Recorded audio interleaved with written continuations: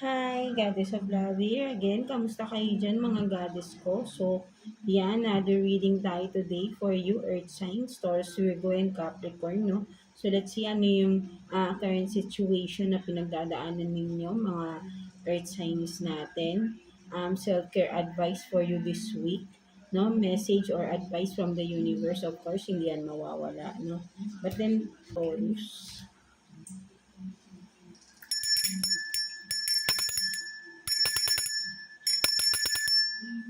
So, tingnan natin, Taurus, no, ano yung current situation ninyo, ano pinagdadaanan ninyo ngayon, mga Taurus natin, kung ano yung lalawas na cards, no, for you, Taurus. And of course, tignan na rin natin, no, ano yung self-care advice for you this week, no, ng iyong inner self. And of course, hindi nawawala yung message advice from the universe, no, sa ating source, no, mga goddesses ko.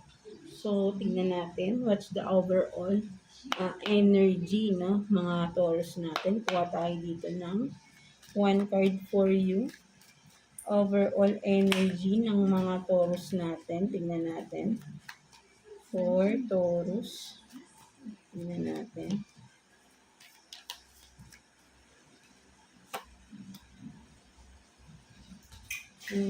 Current energy. So, you have this home, no? Kung ano man Taurus, no? Overall energy ninyo is about home, no? Maybe may concern kayo regarding home, family, no? Kung ano man, may mga issues ba sa loob ng family ninyo, Taurus, no? So, let's find out, no? Ano ba tong home na to, no? But then, nakikita ko rito parang full of love rin naman, no? Within home, no? Nakikita mo daming parts, no? So, yeah, maybe baka nagkakaroon ng mga reconciliation for some of you, no? Pagkakaunawaan, pagkakaayos for some of you, no? Ayun din ang nakikita ko rito, no? So, tingnan pa natin additional cards for you, Taurus. So, kuha tayo dito ng 3 cards for Taurus. Let's see. Current situation for Taurus. Tingnan natin.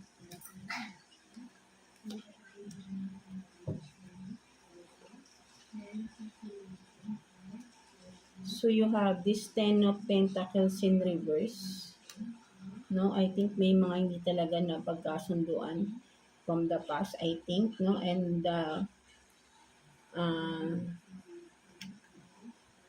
the world in reverse, no? Tingnan pa natin, ano pa yan? And then 10 of swords in reverse. No? So, I think, no, ang nakikita ko pala rito ng mga Taurus natin, no? For some of you, parang dumadaan ba or dumaan sa matinding pagsubok financially yung inyong family, mga Taurus natin, no? Parang sabihin natin, nakikita ko rito may OFW ba for some of the Taurus, no? Parang hindi, yun nga nakikita ko rito kasi full of love kayo, no? Kung kayo itong OFW Taurus, no? Or nagwo-work sa malayo, no? Sa inyong family, no? Nakikita ko dito na may loneliness kayo, no? Parang napakalungkot na sumasakit na yung ulo nyo or suddenly biglang may mga circumstances na biglang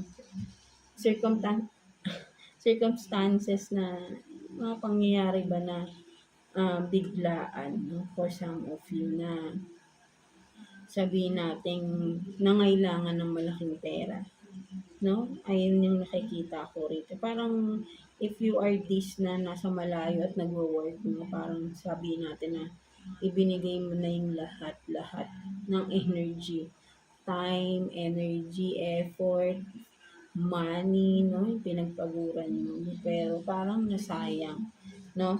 May nasayang dito, no? At ayun yung nagwo-worry ka, no? Sobrang nagwo-worry ka, no? Parang masyado nang naging pabigat sa iyo itong pangyayari na to, na Taurus, no? Ayun yung nakikita ko dito, no? For some of you, Taurus, no? Parang malaki yung problema ninyo financially na sa inyong family, no? And wala ka magawa rin sa ngayon because nasa malayong lugar ka, no? Taurus natin, no? So, ayun yung nakikita ko rito, no? Naubos ka eh, no? Kumbaga parang sinamantala, no? Ng within the family, kung sino man, no? May nanamantala ng pinagpaguran ninyo, no? Something like that ng mga Taurus. So, ayun yung nakikita ko dito, no? Yeah. So, let's see, kuha pa tayo ng additional cards for you, Taurus, regarding the situation. Kuha pa tayo dito ng 3 cards for Taurus. Tignan natin. For Taurus. No? Sabihin pa natin parang nagbigay ng, kung may anak ka ba na nagbigay ng problema sa'yo, no? Alam naman natin kapag sabihin natin, di ba, nasa malayong lugar kayo at nagtatrabaho, lalo na pag OFW, no, yung mga anak pasaway, no? So, maybe isa rin yun sa naging reason, no? Kung may anak ang naging waldas, no? For some of you, yun din nakikita ko. So, let's see. Kuha tayo ng 3 cards for you, Taurus.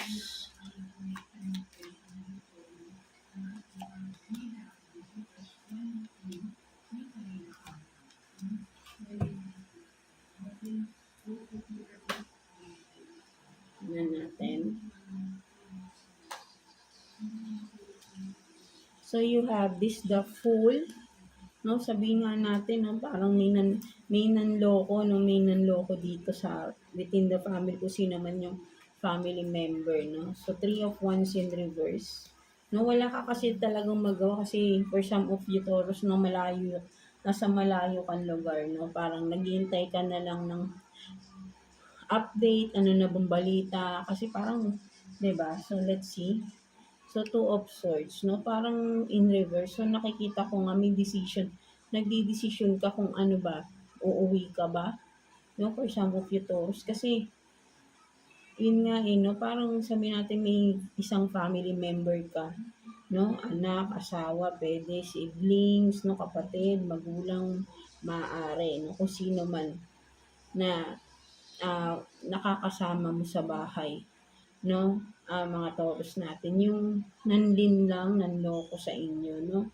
At ngayon, parang gusto mong umuwi, no? Nag-iisip ka, pinag-iisipan mo kung uuwi ka ba, no? Something like that, no? So, ayun yung nakikita ko rito, no?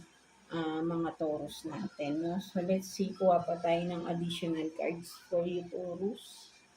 Tignan pa natin. 2 cards for you, Taurus. Let's see. No? Pinag-iisipan mo kung uuwi ka eh, no? Baka sakaling maayos, no? Kung ano man to, no? Kasi parang may naging ano rito eh, waldas or nanloko regarding pera, no? Ayun yung nakikita ko dito, no? Mga Taurus natin. Let's see.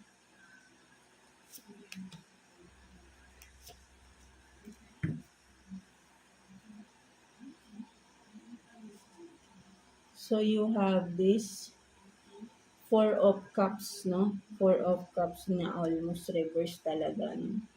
So, talagang nasaktan kayo sa nangyari na to. Hindi mo kasi parang sabi natin, yung pinagpaguran mo eh, no? Parang nabaliwala.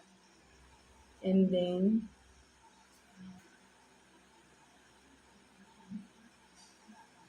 King of Wands na almost reverse din. Yun nga na, parang napapag-isipan mo nga talaga kung uuwi ka ba, no?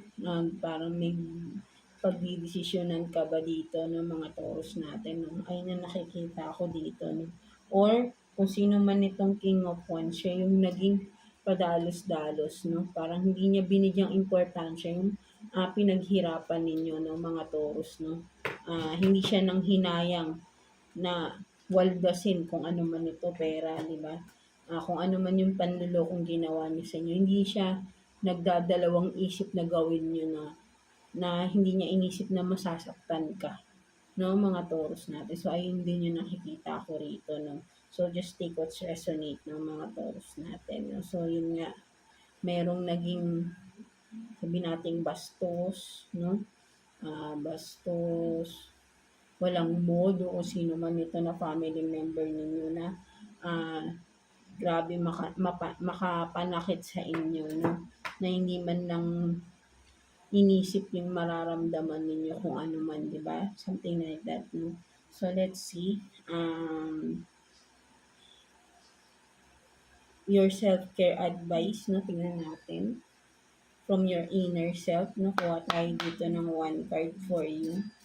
What is your self-care advice, mga Taurus natin? Let's see.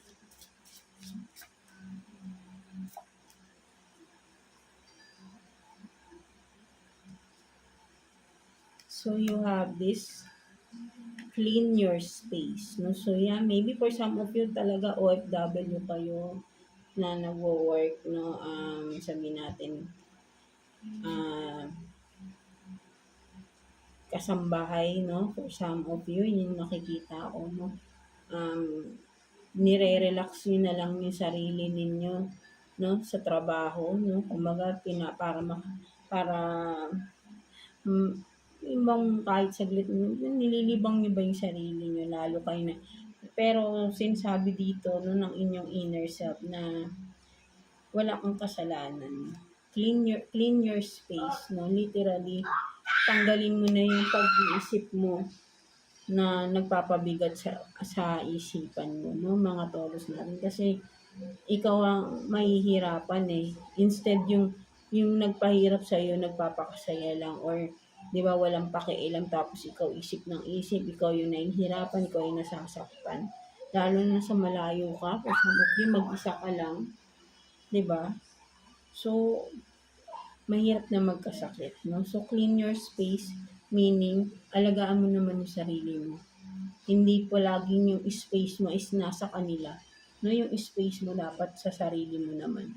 No, so ayun yung nakikita ko dito ng mga Taurus natin, no?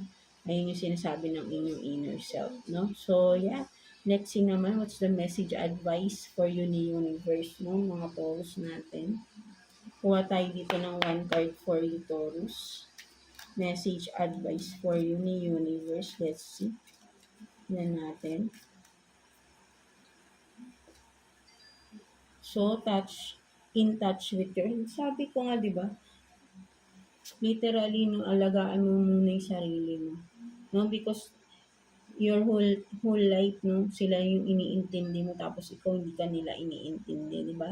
Binawaldas nila kung ano pinaghihirapan mo, binabaliwala nila yung pinaghihirapan mo. No, so maybe this time, no, ito naman yung panahon para sa sarili mo. Isipin mo, unahin mo naman yung sarili mo, no, mga Taurus natin, no, alagaan mo. So, in-nurture mo yung sarili mo dito, no. Kasi ikaw yung nagpapakahirap at iba yung nakikinabang at iniisahan ka pa, nag-take advantage pa sa'yo, right? Mga Taurus natin. So, take care of yourself, literally. Ayun yung sinasabi ng inner self, no? And of course, ni universe for you, no? Mga goddesses ko, Taurus. So, yeah, that's it for you, mga Taurus, no? I hope na naka-resonate kayo sa reading ninyo today. God bless you all and thank you for watching, Taurus.